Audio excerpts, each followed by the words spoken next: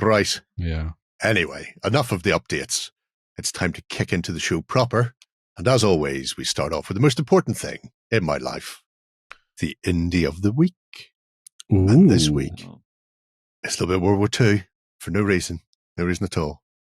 And it's MarDav. MarDav. Delete as a pickle. Let's see. What do you think? So, MarDav? Yeah. I'm going with MarDav. MarDav. MarDav. No. This is MarDav. This is a World War II exclusively sort of range. They are 3D sculpts, but they are physical products delivered to you. I know there is a thing that says STL files there. It contains a handful of the British and nothing else. So mostly if you're in here, you're in for the actual physical stuff. And there is some outstandingly good things. I wouldn't bother with the British STLs because you're going to see them just in quickly. The army anyway, whenever we go through them. Get yourself a little dingo. Oh, never mind all that then. Where do you want to go? British? So yeah, we'll start with the main players that you would expect to see. There are an awful lot of stuff for the British, from the expected Churchills, Cromwells, and the like, to the very much unexpected and profitable armored cars. So the likes of the Daimler Dingo, the Daimler 2, the little Otter Scout car is there as well, for which I'm forever grateful. Yeah, the Rolls Royce one is a little bit A-team. The Rolls Royce Let's weld some stuff on this. Rolls Royce armored cars were amazing, good for interwar as well as North Africa. So if you want to do something a bit very British Civil War or maybe even Operation Sea Line, it's very good in that regard. Remind me, these are not ST, these are not 3D prints. These are 3D. They're 3D prints. Oh, the 3D prints. 3D prints.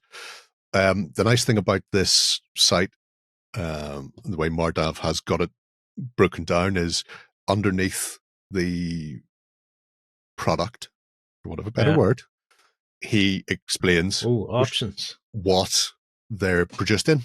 So for some things that might go, this is a train piece, it's being done as an FDM print. This train piece is an FDM print with resin print parts, because it will be too brittle. But there you to see do all UV as cured resin. There you go. Just regular. And also it's done in multiple scales. So you can do it up to 28 mil, or you can order stuff at 20 mil or 15 as well. Oh, brilliant. So leaning into the fact that they are 3D sculpts, you can then tailor it towards the game you're playing and the scale of stuff you're doing it at. And there are, as you can see, all of the variants for things like the Churchill. So if you want to have your petard mortar and your bridging stuff, it's all in there, which is absolutely fantastic to see in every respect anyway, because there's nothing worse than going, I really need X and I can't get my hands on it. It's a pain in the backside. Look at that. Black Swan. I thought it said Ben Shaw for a second. Also yes. Well, we did have a armored vehicle company at one point now. Yep.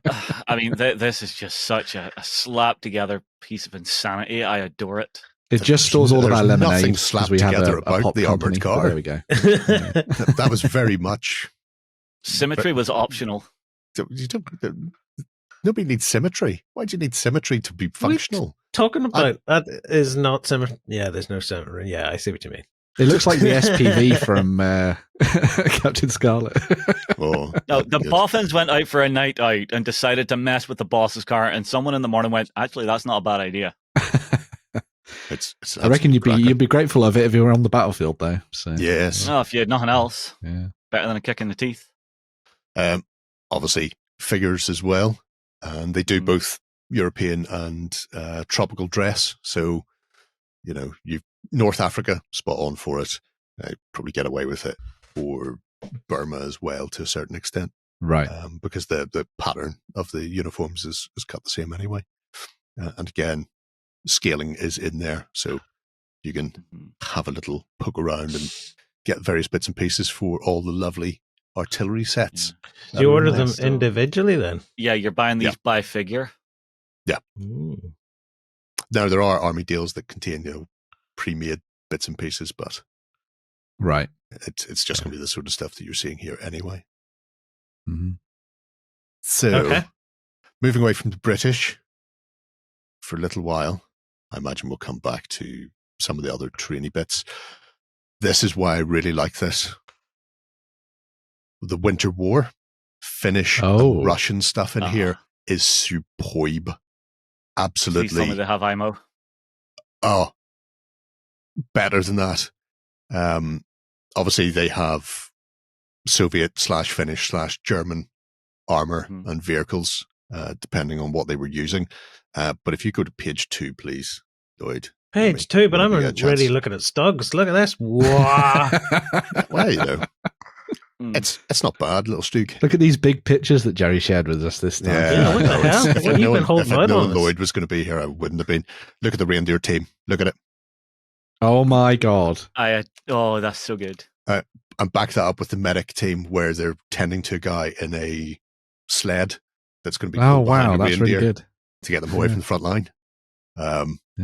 These, I mean, because it's the Winter War was such a very specific, very niche period that you don't really, obviously you see cold weather Russians and then you get Finns from various companies, but the range that they've put together here is particularly fine.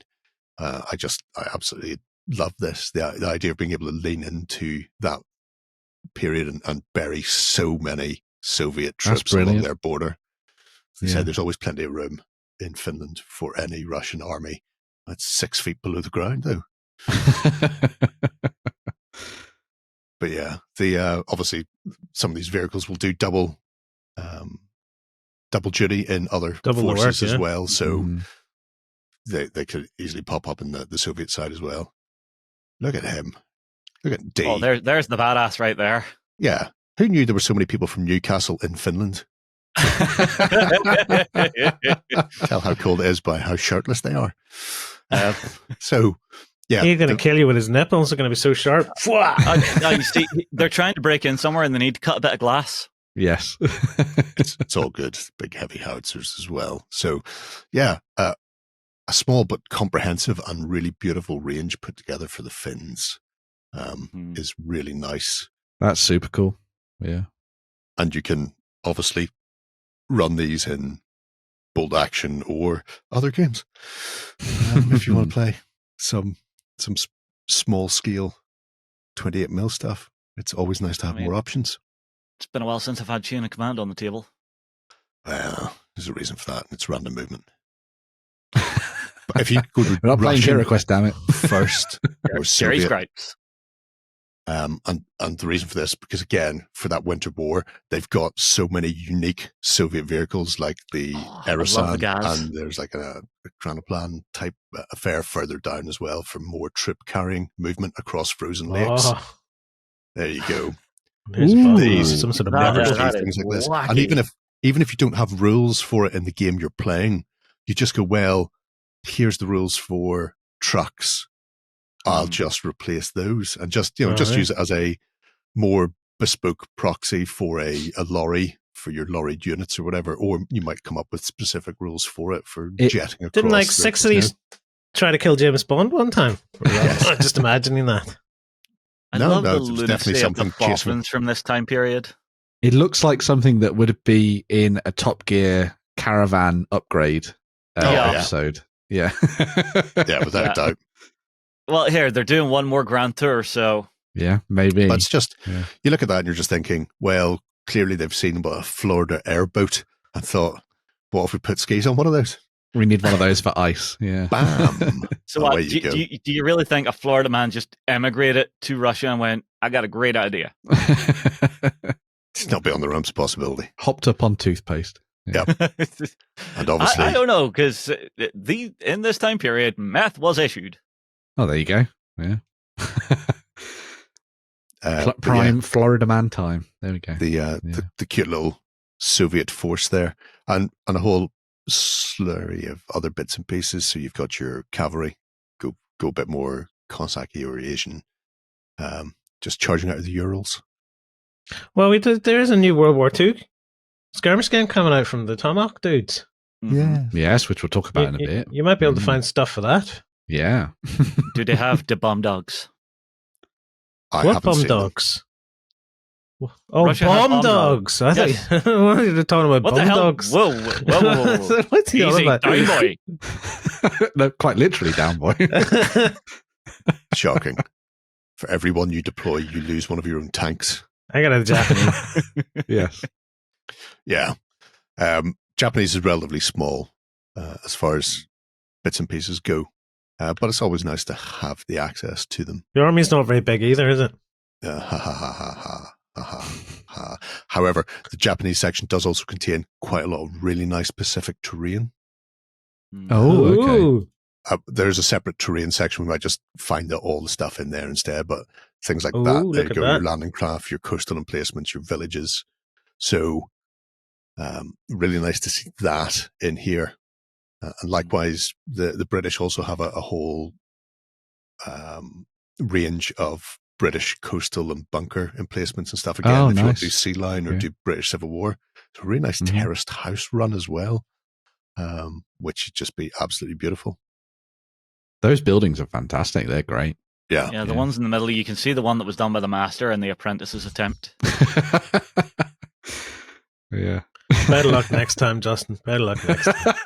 Oof! It's not like Never left a roof looking like that. Thank you very What much. are you talking about? This is exactly what I envisioned right here.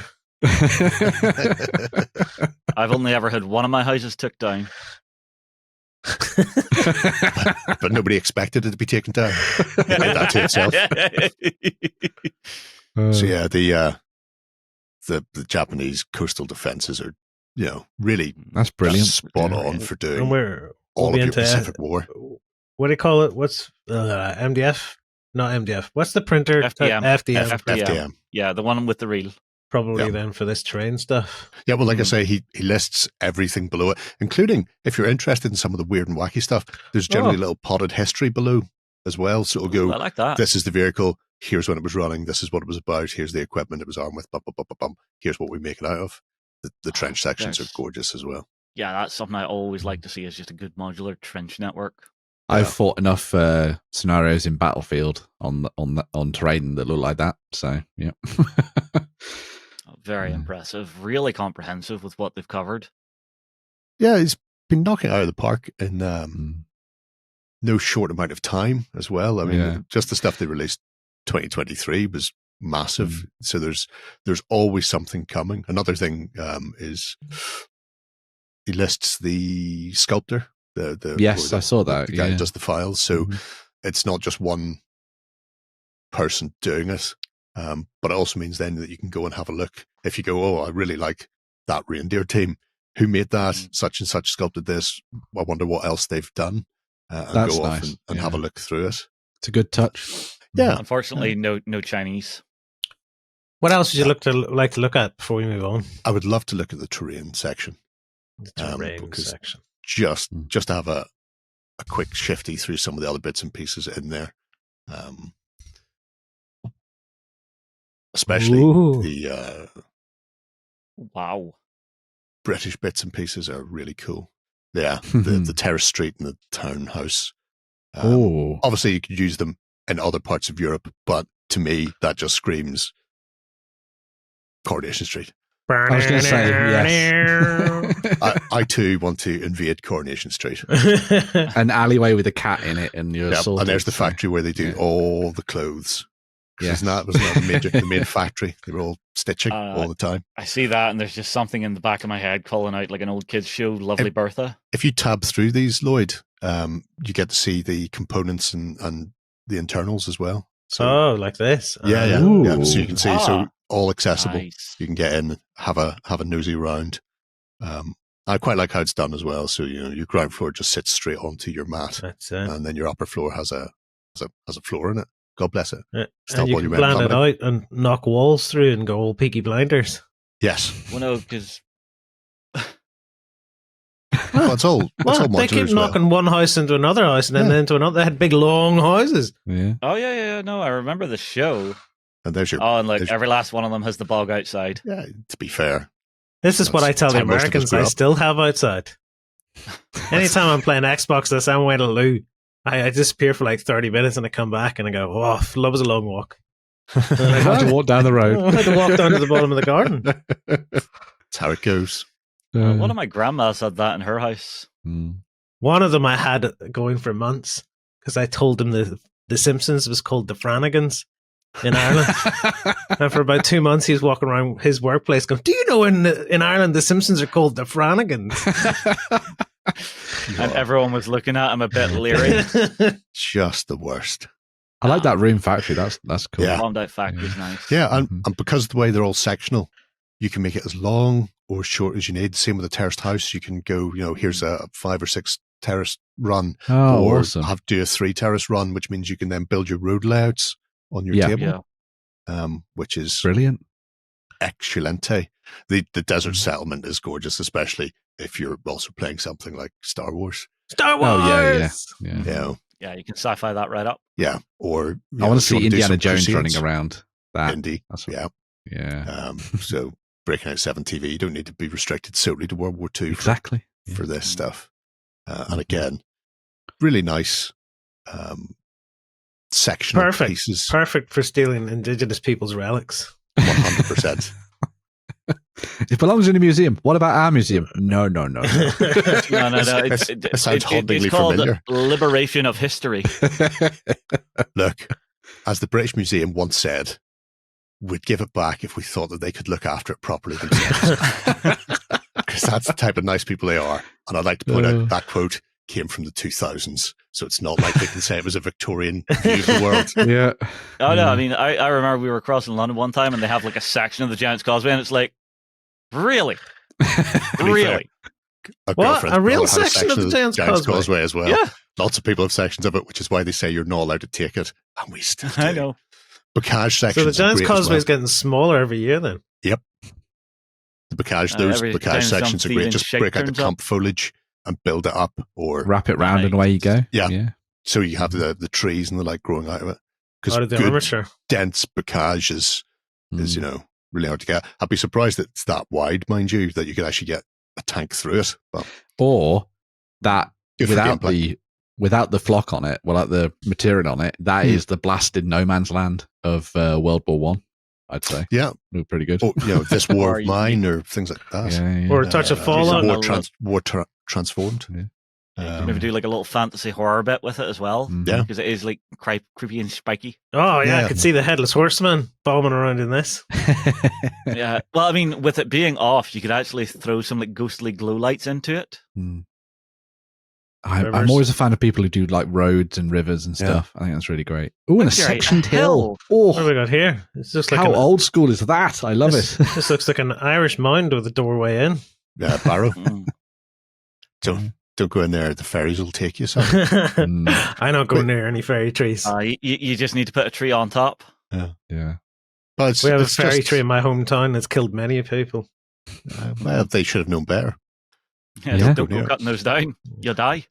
But yeah, the range that they've got in here for not just the armies themselves, but then the specific pieces, livestock. Haven't seen any sheep there, Lloyd, have you? No, we skipped the livestock. Bad memories.